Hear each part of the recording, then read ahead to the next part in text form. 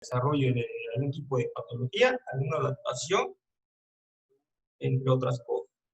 Por mencionar algo más, en cuestiones de la incidencia de dolor del hombro en nadadores, puede variar un poco, pero se ha encontrado que hay una incidencia del 10% en jóvenes de 13 a 14 años, un 13% en jóvenes de 15 a 16 años, y un 26% en jugadores, o en este caso, deportistas universitarios, ¿no? Esto según un estudio realizado por Master y colaboradores en el año de 1993.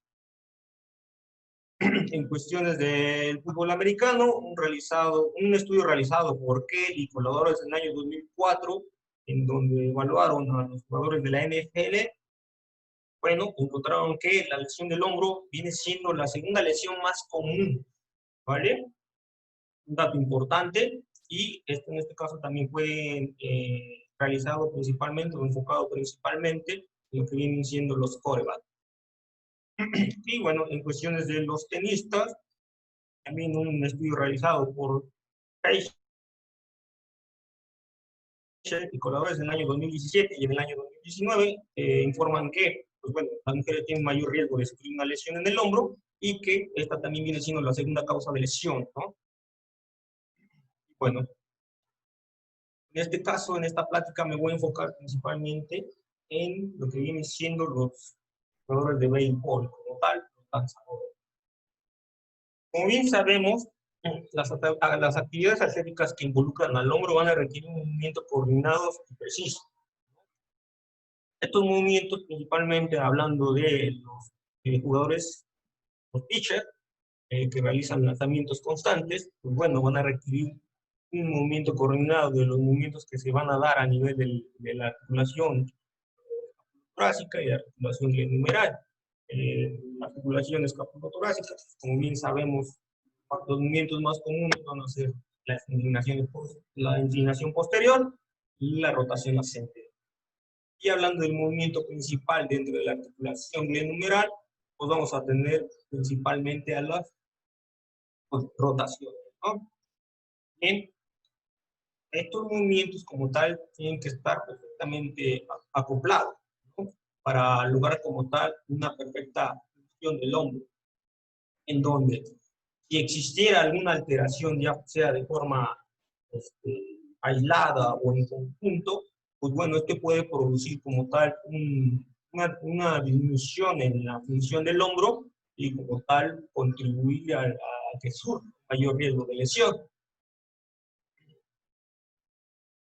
Bien, como bien sabemos, realmente la naturaleza repetitiva que tienen estos jugadores bueno, van a contribuir a que el hombro sea un sitio común de lesión.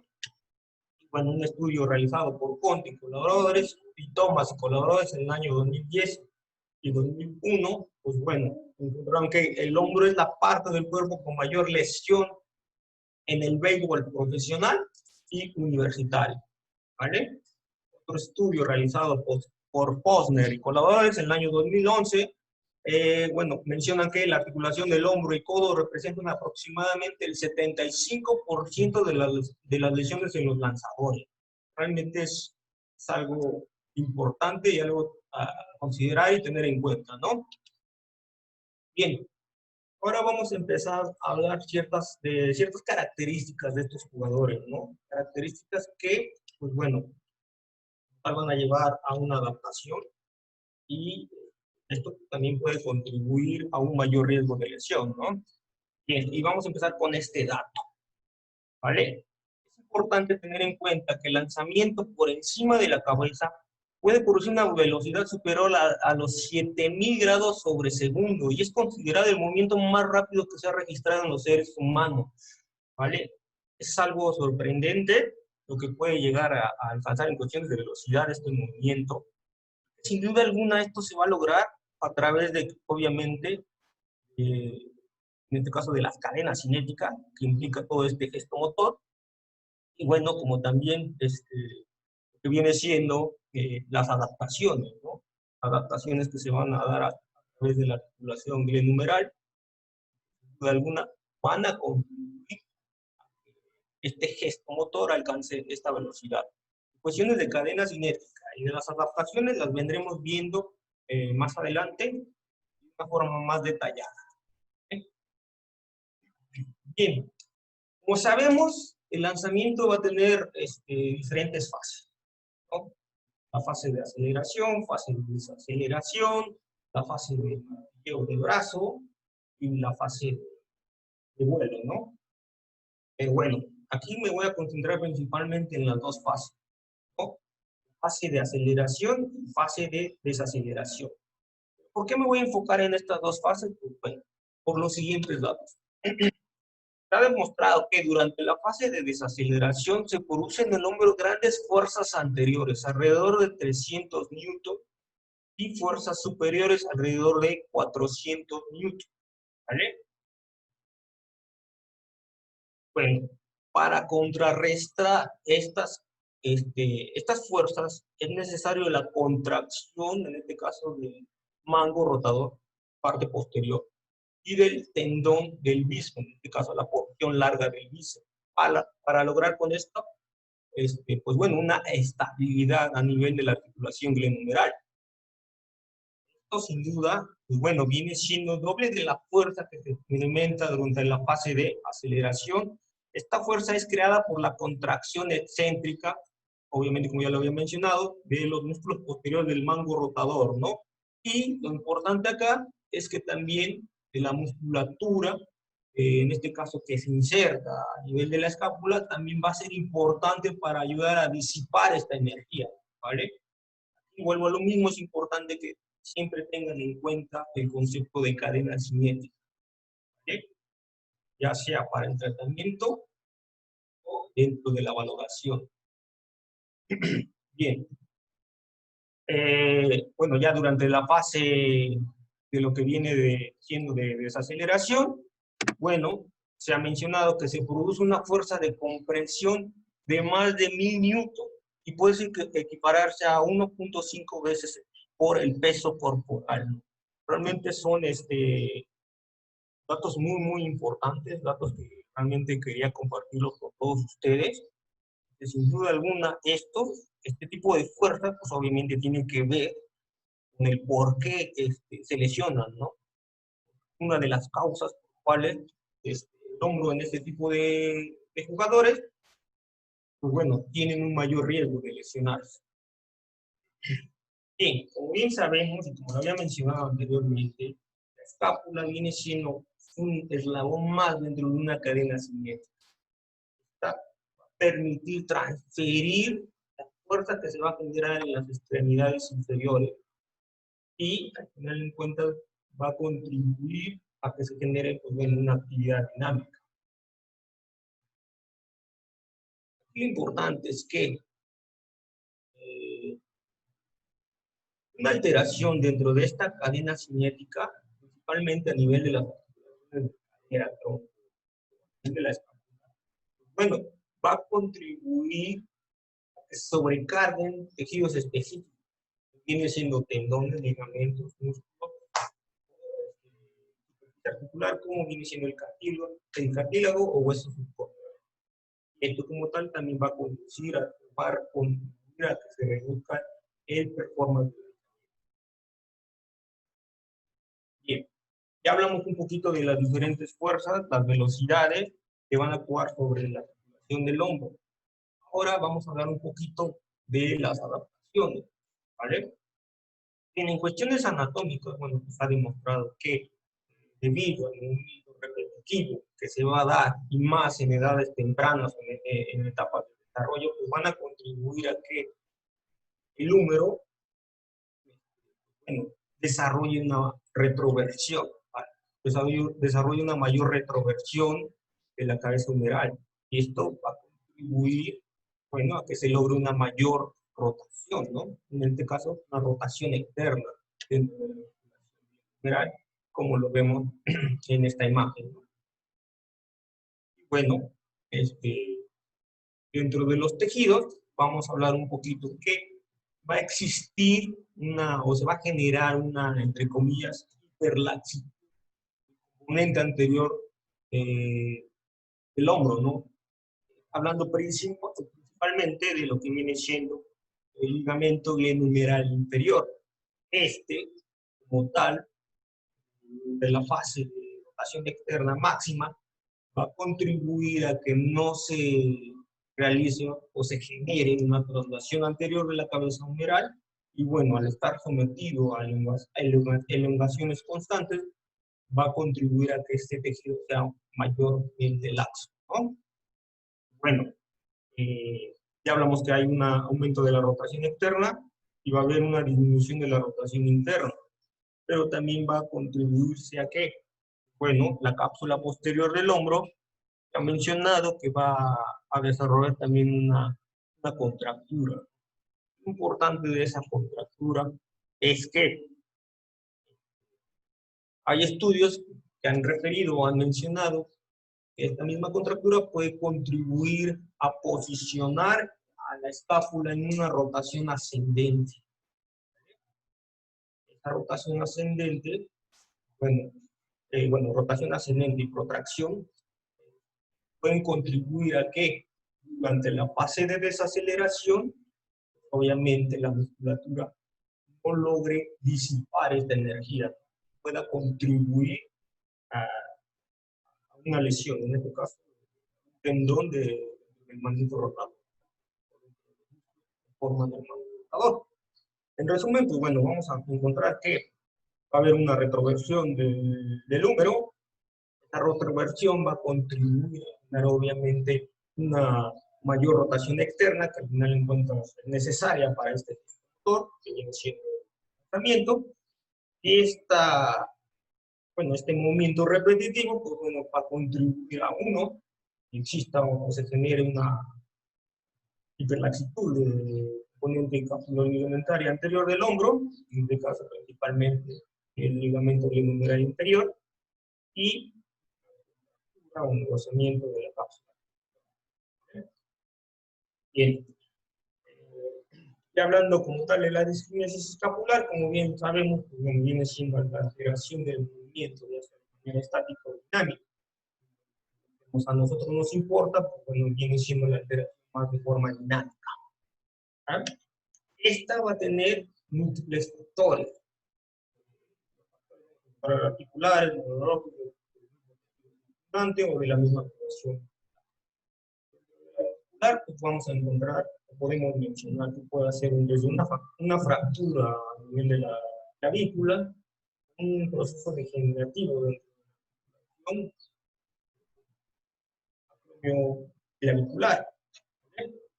Dentro de lo neurológico, pues bueno, sabemos que la íntima relación que va a tener algunos de los músculos, los nervios específicos, en este caso el torácico largo y el nervio espinal, ¿no?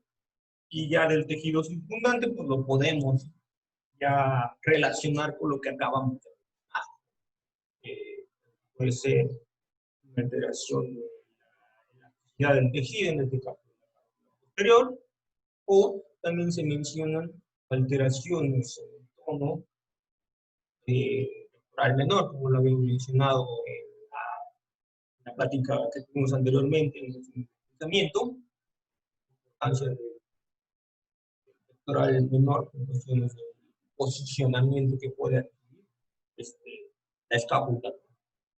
Y bueno, también lo de cuestiones de la activación muscular, también lo mencionamos un poquito en la que tuvimos anteriormente, ¿no? De ciertas alteraciones en algunos músculos.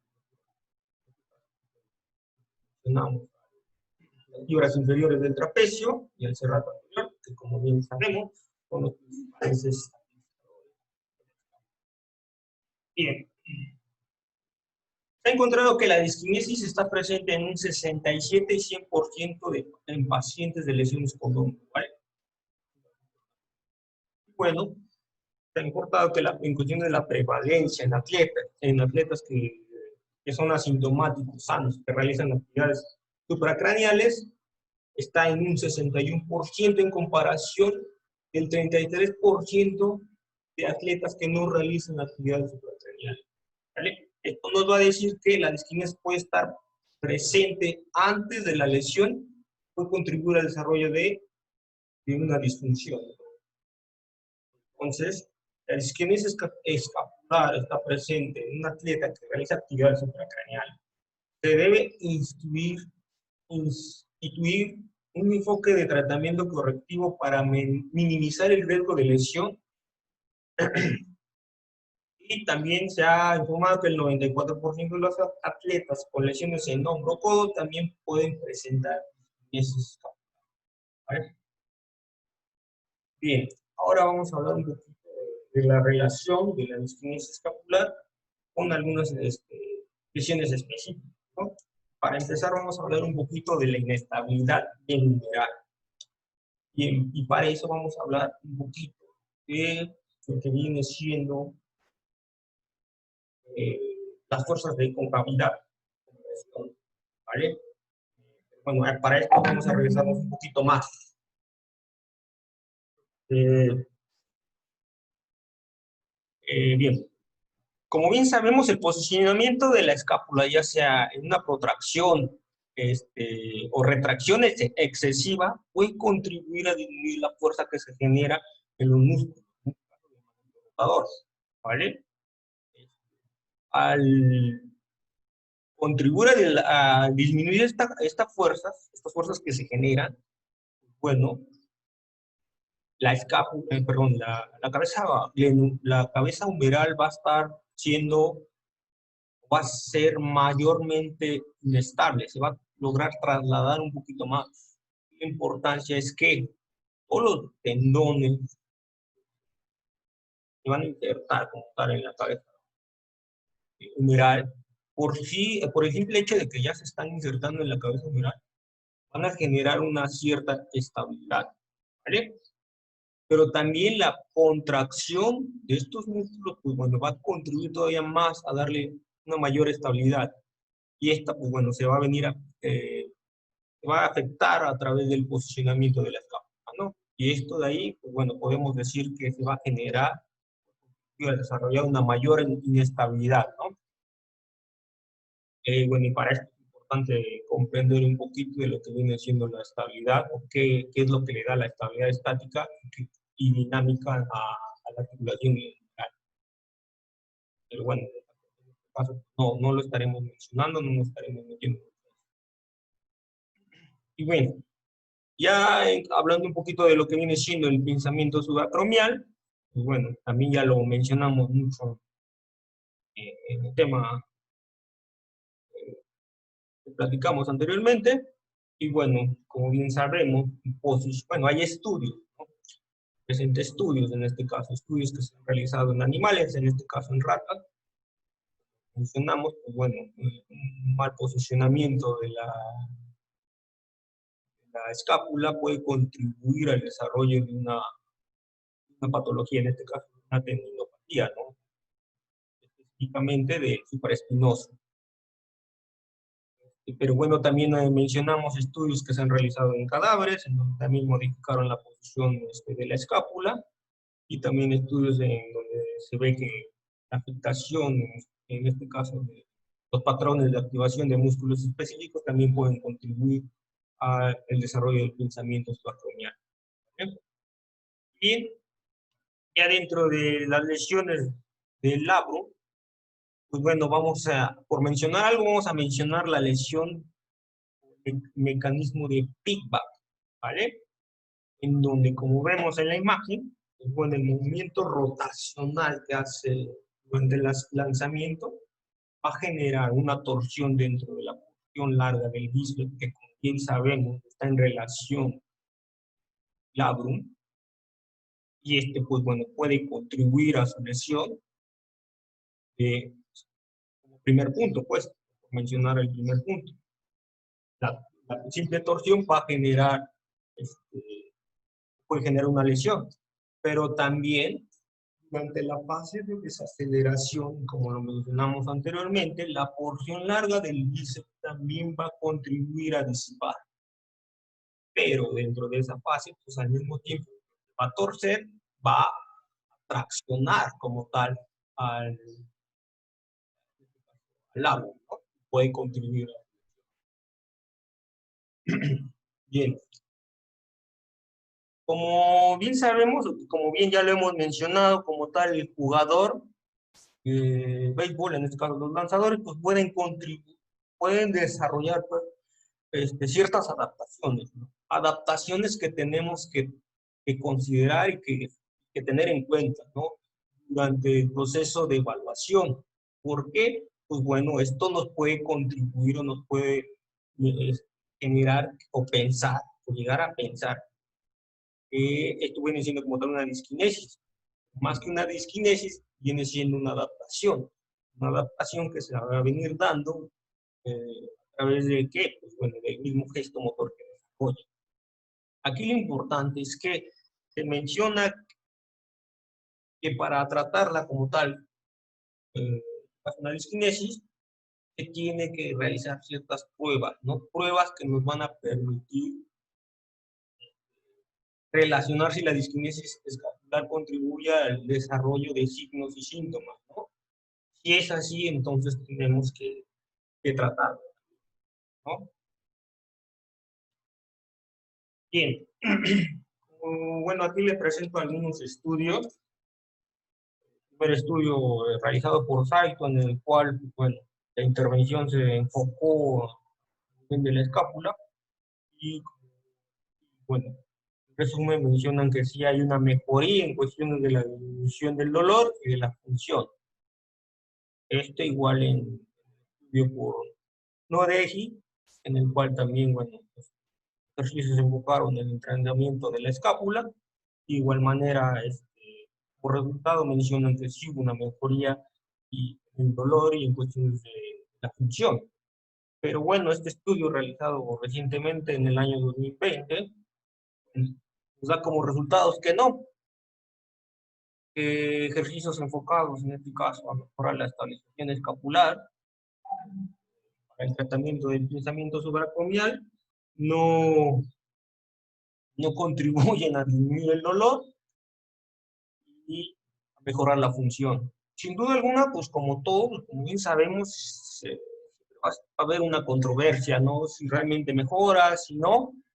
Pero bueno, aquí lo importante es que el conocimiento que nos da de la tanto cinética como cinemática de la escápula, su relación como tal con el buen funcionamiento del hombro, nos va a permitir entender que la disquinesis escapular se debe considerar mejor como un deterioro potencial de la función óptima del hombro, ¿no? Más allá de todo lo que podamos encontrar, creo que esto es lo más importante. Si se relaciona o no con una lesión específica, yo creo que esta misma puede contribuir más a, a disminuir como tal la función del hombro. Y que si se relaciona con los síntomas de alguna lesión, pues bueno, también tiene que ser considerada, valorada y también tratada. Y bueno, como bien sabemos, bueno, no todas las lesiones del hombro pueden ser o se pueden evitar. Cuestiones de cómo se producen, aún puede haber una controversia. Bueno, uno está claro a ciertas cosas, no tanto en el hombro, sino muchas otras patologías. Bien, para terminar, pues vamos a les dejo esta interesante paradoja, la paradoja del lanzador, en el cual menciona que el hombro debe estar lo suficientemente flojo para lanzar, pero lo suficientemente estable para evitar la aparición de los síntomas, ¿no? Bueno, hasta aquí llegamos. En lo que se van formulando las preguntas o dudas, les presento esta nueva actividad que se desarrolló a través de que, bueno, de que ciertos colegas nos empezaron a buscar, nos empezaron a preguntar si damos ciertas asesorías o cursos, talleres, y bueno, decidimos crear esto, ¿no? Que viene siendo una masterclass. En este caso vamos a estar hablando del complejo articular del hombro. Vamos a abordar temas más a nivel anatómico, mecánico y de alguno que otro concepto importante, ¿no? Como viene siendo las fuerzas de cooptación, el ritmo escapular, perdón, y ese tipo de cositas, ¿no? Son cosas que al final encuentras que relativamente son básicas, pero que nos van a permitir entender mejor cómo funciona el hombro, ¿no? Eh, bueno, acá les dejo algunas redes sociales en las cuales me pueden seguir. Normalmente en Instagram es cuando subo alguno que otro video, tanto de ejercicios, de valoración, igual en mi perfil de Facebook. Bueno, esto viene siendo, bueno, donde estamos laborando, en la clínica. Y también les dejo mi número por si quieren mandar un WhatsApp y pedir o informes sobre la masterclass. Bien, espero y esto se haya entendido, se haya escuchado mejor y pues bueno, quedo en espera de las dudas, preguntas que tengan.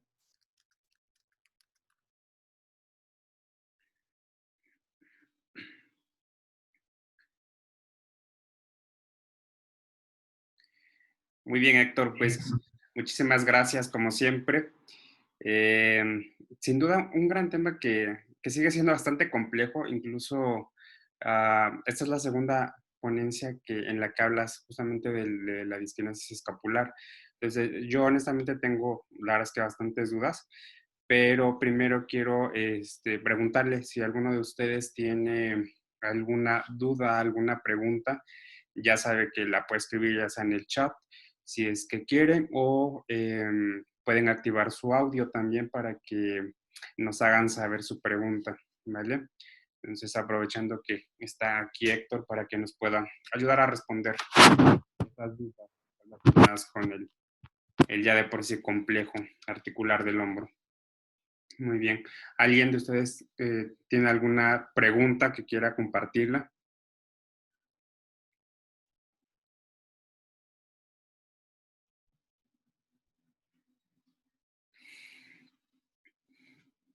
Bueno, pues mientras se van animando, Héctor, pregunta, a ver, yo creo que la tendencia de repente es que, como yo siempre he dicho, me parece que nosotros nos formamos justamente para atender pacientes, ¿no? Para ver patologías. Evidentemente nosotros no estudiamos sujetos sanos y la mayoría de las veces no evaluamos sujetos sanos, ¿no? Entonces, desde la ponencia anterior, por ejemplo, tú mencionabas que es muy común, ¿no? O está presente en la mayoría de la gente. No necesariamente es una patología, como bien lo comentas, pero me parece que es una línea súper delgada entre cómo yo puedo no patologizar algo que puede ser en cierto modo quizás no normal, pero sí muy típico en la población, pues que no tiene alguna patología en el hombro, ¿no? Entonces, en el caso del deportista me parece que es todavía un poquito más complejo, porque incluso mencionabas que puede ser una adaptación, ¿no? Una adaptación del gesto motor que realiza repetidamente. Entonces, ¿cómo puedo yo diferenciar si realmente eso no es patológico, si este contribuye en la lesión, por ejemplo, del hombro, que aparte es muy común, sobre todo en los nadadores, por ejemplo, es demasiado, demasiado común, es muy frecuente, ¿no? Entonces, ¿cómo o recomiendas tú qué pruebas o qué escalas puedo yo utilizar o en la cuestión, en el aspecto clínico, por ejemplo, cómo evidencio yo que sí es una disquinesis escapular y está contribuyendo a la patología? Bien, buena pregunta. Bueno, y sin duda alguna se va a lograr a través de una previa valoración. En este caso, hay una prueba que se conoce como prueba de asistencia escapular, la abreviatura SAT. Esta nos va a contribuir ¿a qué? Bueno, si nosotros estamos valorando al paciente y vemos, observamos que si hay una alteración en el posicionamiento y en el movimiento de la escápula, y que al momento de que el paciente realice movimientos básicos como una aducción, una flexión, pues bueno, va a desencadenar un síntoma, en este caso va a ser dolor. Si hablamos de pensamiento, pues bueno, va voy a desarrollar un pequeño, una punzación, ¿no?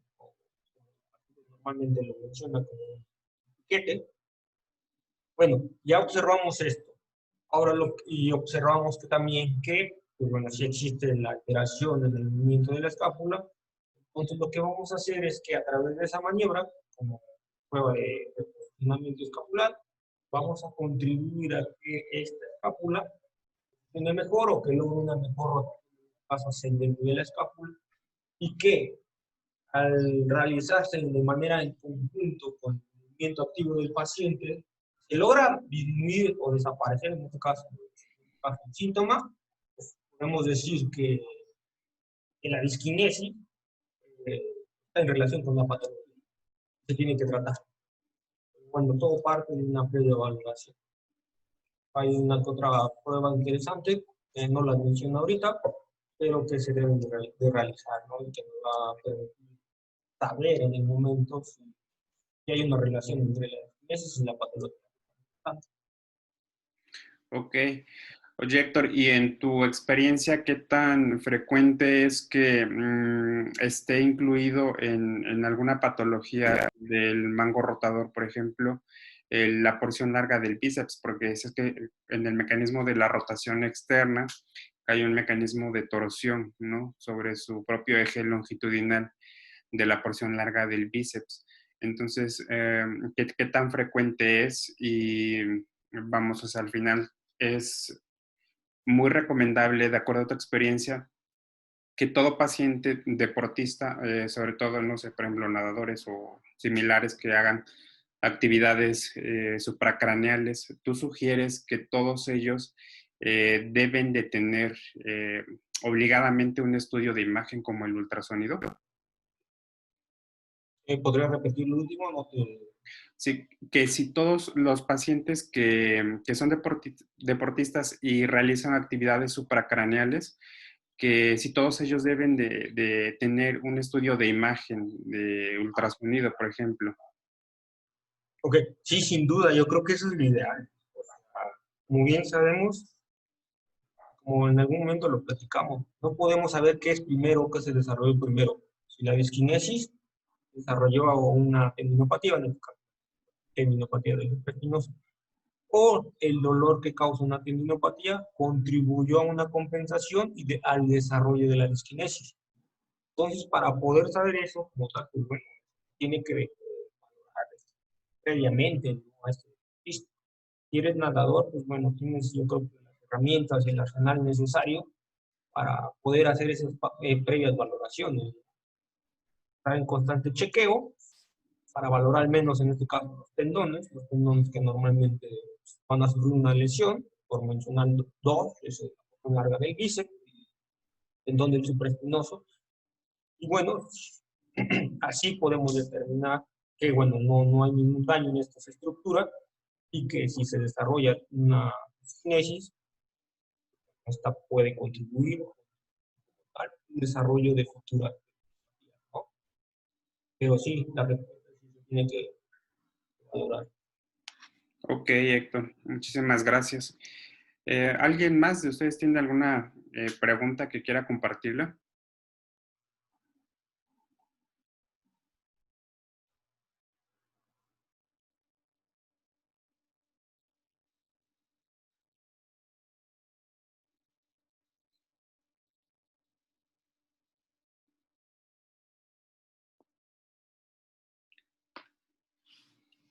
Ya les diste miedo, Héctor.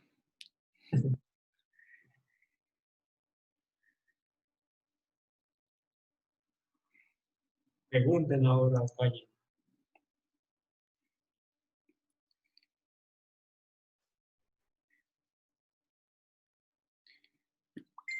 Muy bien. Pues no sé si tú quieras agregar alguna otra cosa, Héctor, respecto a tu presentación, algo que consideres importante, que a lo mejor, no sé, escalas o algo respecto a la, pues a la evaluación, que es lo que tuviéramos que hacer cuando tenemos un paciente con una patología de hombro. Yo creo que lo que podría agregar es que mm, deben de tratar más a nivel muscular. Yo creo que el dolor, eh, una persona que realiza deportes, personas mayores, eh, se van a desarrollar principalmente por afectaciones a nivel de la musculatura que está en relación con la escápula. Mencionar algunos, los que siempre van a estar dando molestias, pues, va a ser las fibras superiores del trapecio, el angular del escápula y el pectoral. Son los que creo que tienen que tener en consideración, valorar, tanto también está su elasticidad y, ¿por qué no? Es que estos presentan o ya desarrollaron. Ok. Otra pregunta que ahora mismo me acaba de surgir. ¿Qué opinas tú, Héctor, de técnicas invasivas como la quizás la punción seca y que las técnicas estas que van más dirigidas hacia el tendón? O sea, ¿qué tan buenas son, qué tan recomendables son? Como la EPI, por ejemplo, que, ¿qué tanto contribuye a la mejora de pues las lesiones de los tendones del mango rotador? Bien, empecemos con uno, en este caso la punción seca. La punción seca como tal, sí mejora, incluso hay estudios que mencionan que mejora, que mejora la activación o lo que viene siendo timing, ¿no? Tiempo en que se deben de activarse estos músculos. La punción ayuda en ese sentido. El problema es que es a corto plazo. Ni siquiera hay estudios que mencionen que la punción seca tiene efectos a largo plazo. Entonces, prácticamente hay que estar también luchando con eso, estar picando al paciente y hasta cierto punto no es tan agradable para este. Y ahí lo importante es que también tienen que tener un buen conocimiento anatómico. Hemos visto y hemos escuchado que desafortunadamente pincha son las estructuras importantes, una lesión es aún mayor, ¿no? Y bueno, en cuestiones de técnicas invasivas, pues bueno, principalmente se van dirigidas, pero también si tomamos en cuenta a los que son referencias en ese tema, entonces, por aquí, pues bueno, esta misma menciona que no hay efectos o estudios, yo también no he tenido el gusto que mencionan que es un efecto a largo plazo. Dos, mencionan, y esto creo que es lo más importante, es que nunca se debe picar un tendón en una etapa reactiva. Digamos que la miopatía tiene diferentes etapas. Esto nunca se debe picar. Yo creo que en algunos otros, al menos esto sí lo. Y tres, la fisiopatología por lo que realmente causa dolor aún no está determinado, no se sabe. Y eso lo mencionan los mismos doctores que son referencia a nivel mundial, ni siquiera yo lo mencionar. Entonces, eso a lo que lleva. Nos estamos yendo muy, a, muy a lo invasivo cuando todavía no conocemos conceptos básicos, incluso de anatomía. Bueno, ya es criterio de cada fisioterapeuta, en mejoría, pues, pues yo es lo que puedo mencionar basándome en lo que hay o existe evidencia, ¿no? Ok, ok, muy bien. Pues muchísimas gracias, Héctor, por tu presentación, por aclararme particularmente estas dudas.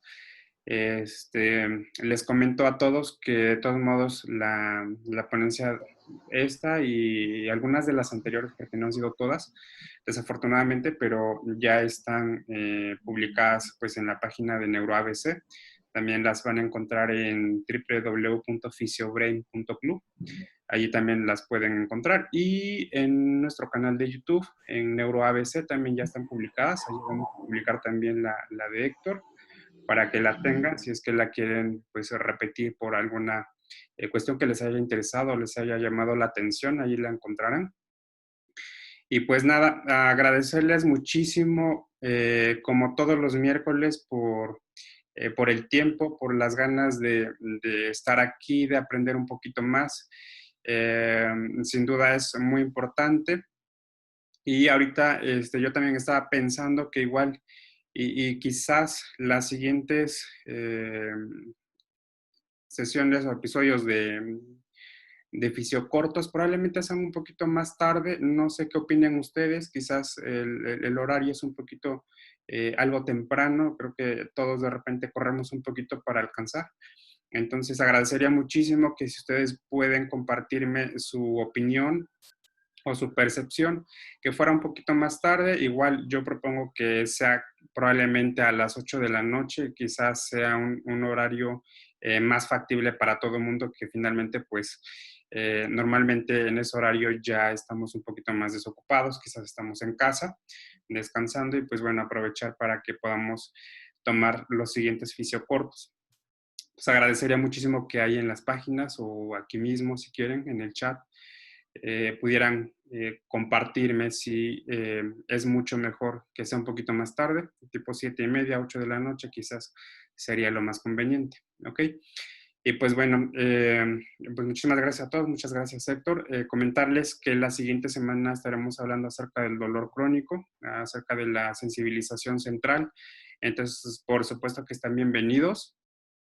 Y vamos a tomar en cuenta lo que me están comentando ya ahorita aquí en el chat, que me parece que a las 8 está perfecto de María, perdón, de Fernanda. Entonces, muchísimas gracias Fernando y Fernanda, perdón, y Carla, pues muchísimas gracias por su opinión.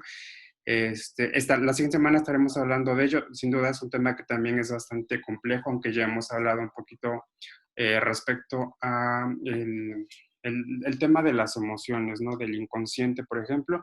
Pues bueno, queda ahora también detallar un poquito más acerca de la neurobiología propia del dolor y particularmente compartir algunas opiniones, algunas reflexiones que me parece que son importantes, porque finalmente pues no terminamos de entender ciertas cosas con este tema que está muy en boga acerca del modelo biopsicosocial, y si de dolor crónico se trata, pues es un poquito complejo, me parece que no se lleva a cabo del todo. Entonces, hablaremos bastante acerca de ello, así que están invitados, sean pues bienvenidos. Y síganos, recuerden en nuestras redes sociales, Héctor ya acabó de compartir las suyas, donde normalmente estamos publicando, igual toda la información también es en NeuroABC, que es nuestra página de Facebook. Y también pueden encontrarla pues en www.physiobrain.club y ahí pueden ir encontrando toda la información. Entonces, los invito a que volvamos a unirnos la siguiente semana. Entonces, probablemente con este cambio de horario, que sea un poquito más cómodo para todos. Y pues nada, entonces muchísimas gracias y nos vemos la siguiente semana. Cuídense muchísimo. Bye.